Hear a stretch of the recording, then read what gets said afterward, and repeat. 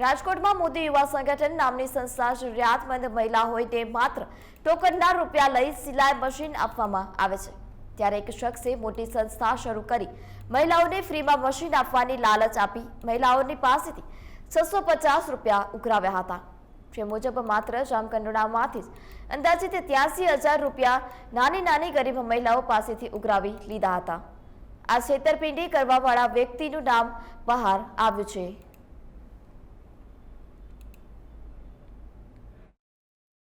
વસ્તુ એવી હતી કે એક વ્યક્તિ જેનું નામ છે રામભાઈ ઉર્ફે યુવરાજસિંહ મોકાભાઈ ઝુંઝિયા, રહેવાસી અમદાવાદનો,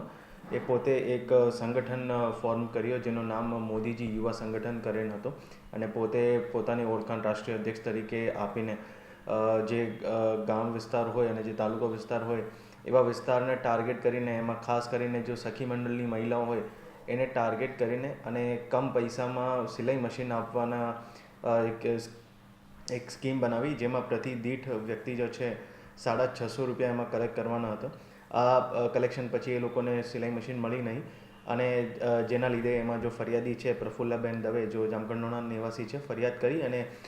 ફરિયાદ પછી ગુનો દાખલ થયો અને આરોપીની ધરપકડ પણ કરવામાં આવેલ છે।